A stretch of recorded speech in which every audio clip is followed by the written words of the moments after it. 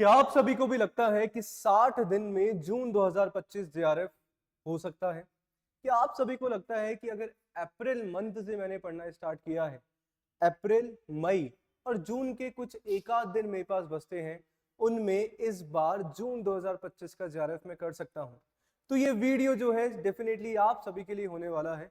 नमस्कार सभी को, मेरा नाम है योगेश और आप सभी के लिए लेके आता हूं आपके अपने इस channel JRF Adda and commerce spotlight by JRF Adda पे पेपर टू मैनेजमेंट कोड 17 की क्लासेस जो कि मंडे टू फ्राइडे शाम को 6:15 बजे आपके अपने channel commerce spotlight by JRF Adda पे होती है।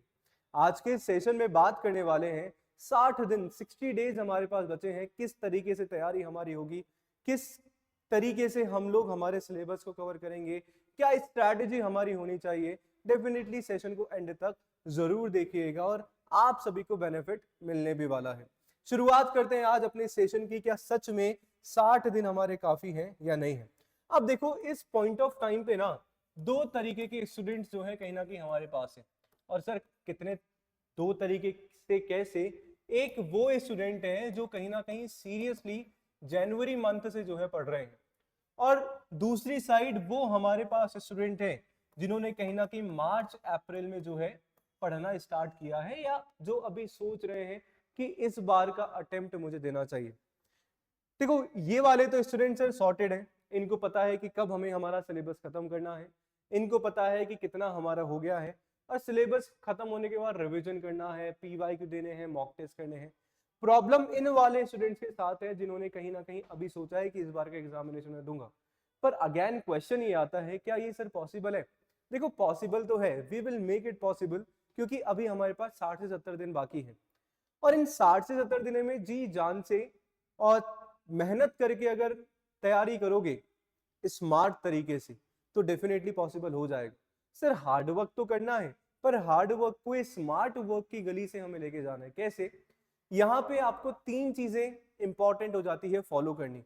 सबसे इंपॉर्टेंट बात होती है कि सर आपके पास जो है राइट कंटेंट होना चाहिए, ठीक है। आपके पास जो है राइट गाइडेंस होना चाहिए, जो आप सभी को बता सके क्या करना है और क्या नहीं करना है, और साथ में आप सभी को एक राइट स्ट्रैटेजी की भी जरूरत है। अब एक एक को समझते हैं। राइट कंटेंट से मेरा क्या मतलब है? एक एग्जांपल से आप सभी को समझाना चाहूंगा। फॉर एग्जांपल, फ्रूट लेने हम सभी जाते हैं, जाते भी होंगे या नहीं गए तो जाके देखना, ठीक है। अब जब जो फ्रूट सेलर है उसके पास हम लोग गए और मेरे को एप्पल लेने हैं। अब एप्पल जब मेरे को लेने हैं तो मैं तो उसमें से एप्पल को देखूंगा कौन सा अच्छा एप्पल है, कौन सा मेरे काम का है, और जो मेरे काम का नहीं होगा ना, या जो मेरे को पसंद नहीं आएगा, ठीक है, और साथ में उस एप्पल से क्या बेनिफिट मेरे को मिल रहा है वो भी मेरे को देखना है, और वो मैं मेरे बास्केट में डाल लूंगा और लेके आ जाऊंगा। सेम हमें करना है हमारे मैनेजमेंट एग्जामिनेशन के लिए। करना क्या है? आप सभी को एग्जाम ओरिएंटेड अभी पढ़ने की जरूरत है। आप सभी को यह पता होना चाहिए कि एग्जामिनेशन में क्या पूछा जा रहा है और क्या नहीं पूछा जा रहा है। इन शॉर्ट, 70% आप सभी को वहां से पढ़ना है जहां से मैक्सिमम चीजें पूछी जाती है, या मैं बात करूं 30% ऐसी चीजें आपकी होती है जहां से 70% पूछा जाता है। ये 30-70 का लॉजिक बड़ा इंटरेस्टिंग है सर। कैसे? कि एग्जामिनेशन में अगर थोड़ा सा एनालिसिस आप सभी ने किया है तो आपको देखने को मालूम पड़ेगा कि कुछ कॉन्सेप्ट हमारे रिपीटेड है, और जो रिपीटेड हमारे कॉन्सेप्ट है सर उनको तो आप पक्का ही कर लीजिए, क्योंकि वहां से क्वेश्चन आने वाले ही हैं। बिल्कुल देयर आर चांसेस कि वहां से पूछा ही पूछा जाएगा, और बाकी का बचा हुआ तो सर हमें करना ही है। तो यानी कि राइट कंटेंट आपके पास होना चाहिए, एग्जाम ओरिएंटेड अप्रोच आपको होनी चाहिए, जहां पे आप पढ़ने के साथ साथ ही लगा पाए कि किस तरीके से क्वेश्चन को अप्रोच करना है, किस तरीके से क्वेश्चन को सॉल्व करना है। अगर कोई कॉन्सेप्ट हमें आता भी नहीं है और उससे रिलेटेड क्वेश्चन आता है तो एलिमिनेशन मेथड हमें आना चाहिए, सो दैट हमारा क्वेश्चन जो है सही होने के चांसेस बन जाए। उसके बाद राइट गाइडेंस एक इंपॉर्टेंट हो जाती है कि इस पॉइंट ऑफ टाइम पे क्या करना जरूरी है, क्या नहीं करना जरूरी है। क्योंकि देखो, हम लोगों ने एग्जामिनेशन का सिलेबस, यूजीसी नेट सिलेबस को mother of all the syllabus बोला जाता है, आप सभी को पता ही है, जहां पे क्लास 11 से और क्लास क्लास तो क्या पोस्ट ग्रेजुएशन तक हमने जो भी पढ़ा है सर उसका पूरा का पूरा समराइज करके आपको सिलेबस दे दिया गया, सब कुछ पढ़ना है। But it is not possible for us practically 2 months में करना। तो वहां पे गाइडेंस आपको चाहिए कि भाई अभी आपके लिए क्या जरूरी है, किस तरीके से क्वेश्चन बन रहे हैं, एग्जामिनेशन में क्या पैटर्न है। एक एडवांटेज हमारे पास यहाँ पे है कि सर सब्जेक्टिव पेपर नहीं है, ऑब्जेक्टिव है, एमसीक्यू है, जहाँ पे 4 ऑप्शन में से ही आपको आंसर लगाने, तो क्वेश्चन को सॉल्व करने का तरीका आपको आना चाहिए। वो अगर सीख लोगे तो सर जंग आपकी जीती हुई है। और अगर एक इंपॉर्टेंट चीज यहाँ पे हो जाती है जो कि बहुत सारे स्टूडेंट जो है अभी कंफ्यूज होंगे इस पॉइंट ऑफ टाइम पे, पेपर 1 एंड पेपर 2, केवल पेपर 2 की बात नहीं कर रहा हूं मैं, I am talking about also paper 1, जो कि गेम चेंजर हमारा साबित होता है। मैंने बोला भी है बहुत बार, हम केवल अभी जो स्टूडेंट्स मुझे लगता है कर रहे हैं वो केवल और केवल 2 सिनेरियो है, या तो वो केवल पेपर 2 पे फोकस करें या केवल पेपर 1 पे, और ओनली पेपर 1 और पेपर 2 पे फोकस करे हो तो सर फंसने वाले हो। ये बिल्कुल स्ट्रेट फॉरवर्ड बोलूंगा। यूजीसी नेट एग्जामिनेशन का पैटर्न आपको यही बोल रहा है कि दोनों में बैलेंस करना सीखना है, और जिस पल आप दोनों पेपर में बैलेंस करना सीखे ना तो सर 50% जंग जो है आपने इस एग्जामिनेशन की जीत ली है। और यही हमारा यूजीसी नेट एग्जामिनेशन है जो हम शायद नहीं समझ पाते हैं। सही है, तो आपको पेपर 1 एंड पेपर 2 दोनों को कहीं ना कहीं आपको यहाँ पे मैनेज करना है और स्ट्रैटेजी एक कंप्लीट गाइडेंस के साथ फॉलो करनी है। ये सारा कहाँ मिलेगा सर?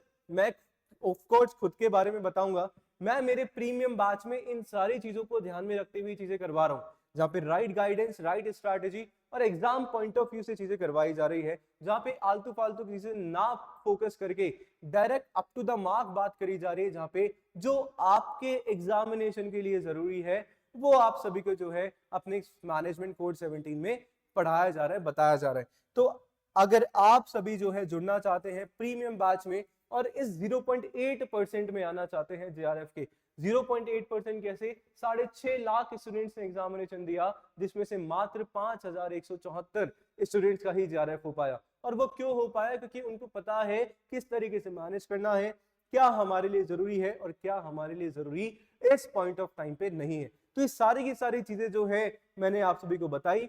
मैं बोल रहा हूं मेरा भी नहीं लो, पर एक ऐसे टीचर को आपको अभी पकड़ने की जरूरत है जो आपको इस पार से उस पार लेके जा पाए।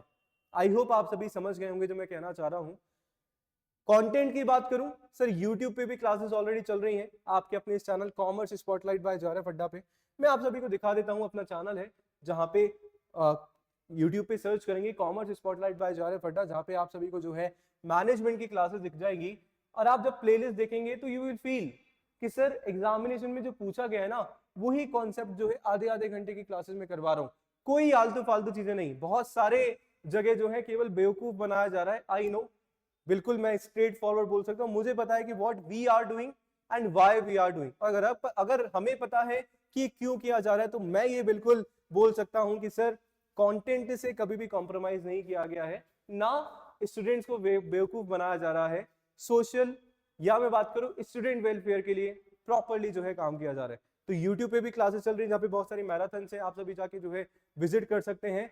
एग्जाम ओरिएंटेड आप सभी को जो है कंटेंट मिल ही जाएगा। और इसके अलावा 30% तक प्राइजेस जो है ड्रॉप हो गई है प्रीमियम बैच में, मॉक टेस्ट में, टेस्ट सीरीज में, इग्निशन बैच में आप सभी कर सकते हैं। मैंने एक पीवाईक्यू की बात बताई आप सभी को, प्रीवियस ईयर क्वेश्चंस हमने बताए, उसके बारे में मैं आऊंगा, सुनना समझना। मैंने आप सभी को बोला था कि सर आप सभी को इनके बारे में करना है। अब बात आती है कि नेक्स्ट पॉइंट पे क्या आप लोग अगर तैयार हैं इन सारी चीजों को करने के लिए, अब आगे की हम लोग बात करते हैं। आगे की क्या बात है? ट्राई करना है कि मई 15 तक आप सभी जो है अपना कोर्स जितना भी हो गया है, जितना भी आपने पढ़ा है, एक बार के लिए आप उसको वाइंड अप करें, पढ़ें, ठीक है। बाकी का जो मेरे पास टाइम बचता है, मई 15 टू जून 15, है ना, जो 1 मंथ मेरे पास होता है, बिकॉज आई एम एक्सपेक्टिंग कि जून 15 तक एग्जामिनेशन हमारे होंगे। तो इस पर्टिकुलर टाइम पे मैक्सिमम पीवाईक्यू आपको सॉल्व करने हैं, आप सभी को मैक्सिमम जो है मॉक टेस्ट लगाने हैं, ठीक है। और आपके जो भी आप शॉर्ट नोट्स बना रहे हो और उनसे आप सभी को जो है रिवीजन करना है। अब 60 दिन में शॉर्ट नोट्स बनाना जरूरी नहीं है, इसलिए मेरी क्लासेस के साथ पीडीएफ भी आप सभी को मिल जाती है। पीवाईक्यू की बात करूं तो मेरे प्रीमियम बैच में 10 साल के पेपर 1 एंड पेपर 2 के वीडियो सॉल्यूशन से जो है प्रीवियस ईयर क्वेश्चन करा रहा हूं। जस्ट इमेजिन 1000-1200 क्वेश्चन करा रहा हूं, जहां पे अच्छे से चीजों को समझाया जा रहा है, प्रॉपर रिवीजन आप सभी को मिल जाता है, विच इज इग्निशन बैच।